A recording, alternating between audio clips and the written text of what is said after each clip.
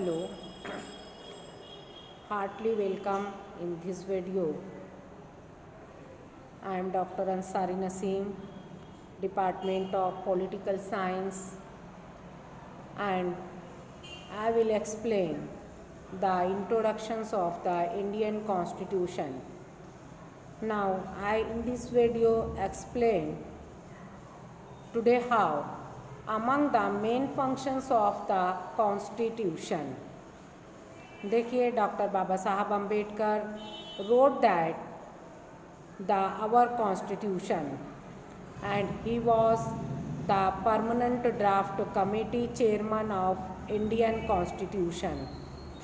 And Dr. Baba Sahab Ambedkar fully cared the traditional culture of the Indian culture, and he was carefully the heterogeneous culture of the Indian culture. And Dr. Baba Sahab Ambedkar carefully the multilinguistic, multi-religion, multi-caste, multi-tradition and various culture of this country, but wrote that the Indian Constitution. Now, the main function of the Indian Constitution. Number 1, conservation of trust and cooperativeness among the people, citizen living united. देखिए, सबसे पहले हमारे constitution का जो main function है, now what is mean by constitution? And constitution means the body of rule, regulation, principle, management which show structure of the government. यानी एक ऐसी बॉडी जहाँ पर हमारी हुकूमत करने के रूल, रेगुलेशन, प्रिंसिपल, मैनेजमेंट यकजा होते हैं, विच शो वो हमें बताते हैं कि हमारी हुकूमत का खाका कैसा हो. तो now focused of the functions of the constitution. तो now number 1 function and the main function, conservation of trust, यानी सबसे पहले भरोसे को कायम रखना हर आवाम के दरमियान. What is mean by the definition of the democracy? Of the people, for the people and by the people. Democracy की डेफिनेशन ही ये हमें बताती है कि ऐसी हुकूमत जो आवाम के लिए और आवाम के ज़रिए बनाई गई है. तो जाहिर सी बात है, जब भी कोई हुकूमत कायम की जाती है तो उसमें सबसे पहला फंक्शन होता है to deal with the confidence of the people, and in the democracy form of government to most important to respect of the public opinion. यानी आवाम की राय का ध्यान रखना बहुत ही ज़रूरी होता है.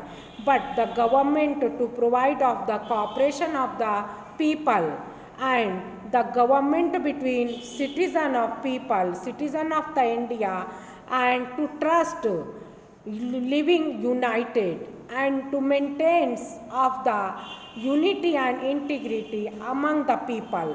यानी सबसे पहले आवाम को हुकूमत पर भरोसा होना चाहिए, और हुकूमत अगर जो भी अपना लाए अमल तैयार करती है, जो कॉन्स्टिट्यूशन के उसूल और प्रिंसिपल और जवाबित को कायम करती है, the first step of the trust of the people, यानी आदमी को, आवाम को, सिटीज़न को एक भरोसा होना चाहिए अपनी हुकूमत पर, अपनी हुकूमत के उसूल व ज़वाबित पर, अपनी हुकूमत के प्रिंसिपल पर.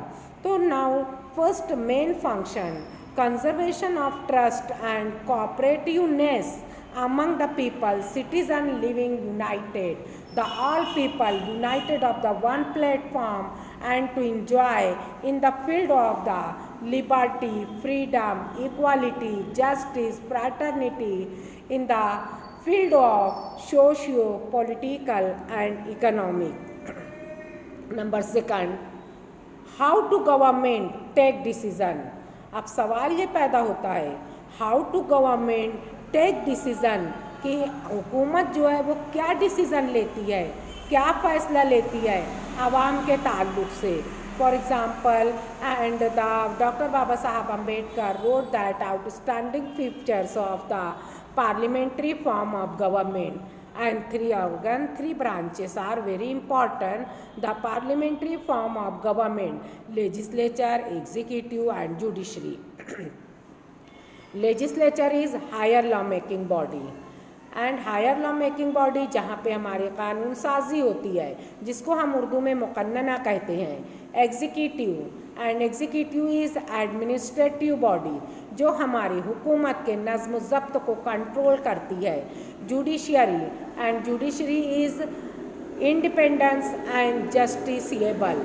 जुडिशरी जो अदलिया हमारा आज़ाद है और वो जहाँ पर हमें इंसाफ मिलता है। Judiciary is guardian and custodians of our fundamental right and to protect of the law.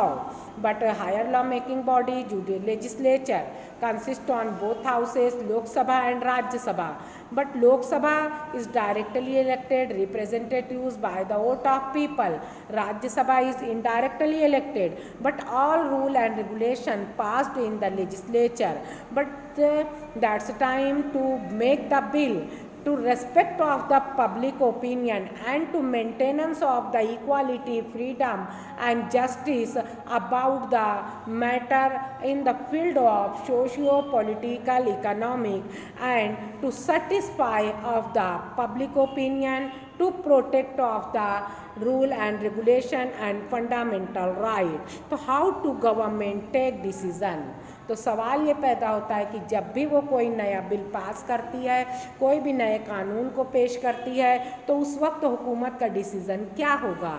Most important to respect of the public opinion. उस वक्त तो पार्लियामेंट को ये कीप इन दिस माइंड कि यहाँ पर आवाम का एतमाद हासिल होना चाहिए, आवाम की राय का ध्यान रखना चाहिए। Number 3, it clarifies the limitation of the power. It clarifies the limitation of the power of the government and the right of the citizen. Third main function, to limitation of the power of the government and the right of the citizen, कि हुकूमत जो भी power आवाम को दे रही है तो वो उसके अंदर एक लिमिटेशन, एक क्राइटेरिया होना चाहिए। For example the fundamental right, and fundamental rights are legal commitment. ये हमारा हुकूमत से कानूनी मुआहदा है। And fundamental rights are to provide of the human life and lives for the citizen. इंसानी ज़िंदगी गुजारने के हुकूक मुहैया किए गए हैं। अब देखिए, हमें इक्वालिटी दी गई है, फ्रीडम दिया गया है, and justice, fraternity in the field of the socio political and economic. इन तीनों फील्ड में हमको बराबरी का दर्जा दिया गया है। And equality before eyes of law, कानून की नज़र में हर कोई बराबर है, but under the legal commitment. लेकिन हुकूमत के साथ हमें एक मुआहदा दिया गया है कि private right to private property, तो fixed of the private property, हम प्राइवेट प्रॉपर्टी किस हद तक रख सकते हैं। अगर बहुत ज़्यादा क्वांटिटी में रखते हैं तो हमें उसका टैक्स पे करना होगा। तो now it is the legal commitment. तो it clarifies the limitation of the power of the government and the right of the citizen. अगर हमको हुकूमत जो राइट दिया है, हमें इंसानी ज़िंदगी गुजारने का जो राइट दिया है, तो वो bound of the legal commitment, कानूनी मुआहदे के साथ दिया गया है। And then next and last, express people anticipation for the development of a good society.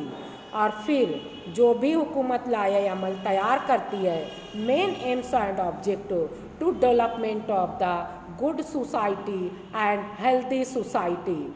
And day by day, time to time, the Prime Minister of India to declared of the development of the country.